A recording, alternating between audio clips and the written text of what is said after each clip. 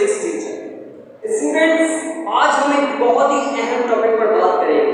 वो टॉपिक है scalar quantities and vector quantities. Students, ये स्केलर क्वांटिटीज क्या है और ये वेक्टर क्वांटिटीज क्या है? तो स्टूडेंट्स, सबसे पहले बात करते हैं स्केलर क्वांटिटीज के बारे में। स्टूडेंट्स, ये जो स्केलर क्वांटिटीज होती हैं, ये जो क्वांटिटीज है ये वन डायमेंशनल होती है। अब ये वन डायमेंशनल क्या चीज है?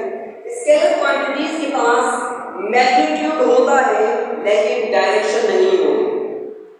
मिसाल के तौर पर speed is the scalar quantities, लेकिन मैं कैसे प्रूव करूंगा कि स्पीड एक स्केलर क्वांटिटी है? तो स्टूडेंट्स, जो स्पीड है वो सिर्फ हमें मैग्नीट्यूड बताती है लेकिन डायरेक्शन नहीं बताती। मिसाल के तौर पर आप घर से निकले और आपने कोई चीज है जो कि 20 किलोमीटर दूर है, लेकिन वो किस डायरेक्शन में है, वो नॉर्थ है, साउथ है, ईस्ट है या वेस्ट है, वो डायरेक्शन आपको नहीं पता। You only have the distance that is 20 kilometre और 25 किलोमीटर। आपके पास सिर्फ फासला है, आपको पता है कि वो 25 से 30 से 50 किलोमीटर दूर है, लेकिन आपको उसकी सही डायरेक्शन नहीं पता। You have only one dimensional information, आपके पास एक डायमेंशनल इंफॉर्मेशन है लेकिन आपको डायरेक्शन नहीं पता। तो ये जो आप फासला तय करेंगे और इस फासला तय करने के लिए जो रफ्तार आप इस्तेमाल करेंगे वो रफ्तार होगी, वो कहलाएगी स्पीड, जो कि एक स्केलर क्वांटिटी है, जो कि एक वन डायमेंशनल क्वांटिटी है। उसके पास सिर्फ एक ही इंफॉर्मेशन है और वो है मैग्नीट्यूड उसका। तो स्पीड जो है वो सिर्फ मैग्नीट्यूड रखती है स्टूडेंट्स, डायरेक्शन नहीं रखती। इसी तरीके से स्टूडेंट्स, ये जो फासला था 20 किलोमीटर का, 30 किलोमीटर का, 50 किलोमीटर का, जिसकी डायरेक्शन आपके पास नहीं थी, ये जो फासला है ये कहलाता है स्टूडेंट डिस्टेंस। और ये जो डिस्टेंस है ये भी क्या है? एक स्केलर क्वांटिटी। स्टूडेंट्स, एक फासला है या कोई आपकी मंजिल है, कोई डेस्टिनेशन है जो कि 20 किलोमीटर दूर है, लेकिन आपको ये भी पता है कि वो एक डायरेक्शन भी पता है उसकी, कि वो नॉर्थ ईस्ट है या नॉर्थ वेस्ट है या ईस्ट है या वेस्ट है।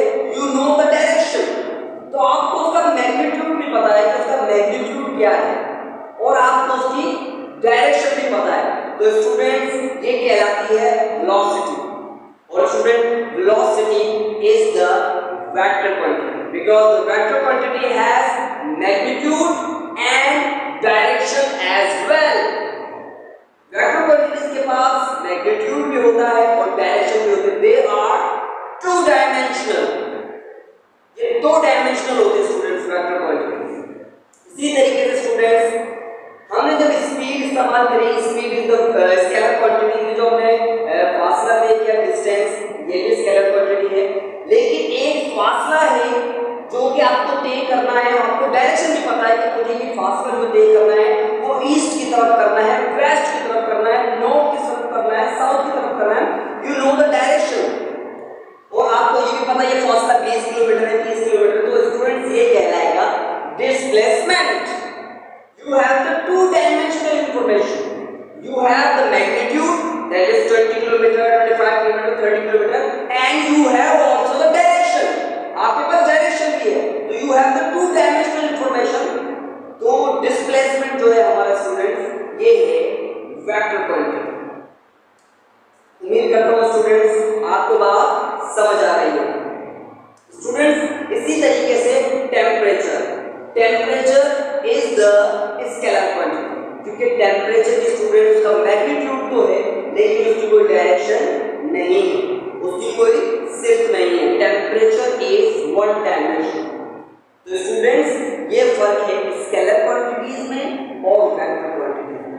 Scalar quantities has only magnitude but no direction, but vector quantities has magnitude and also direction. तो स्टूडेंट्स, हमारे पास speed, mass, temperature, these all are the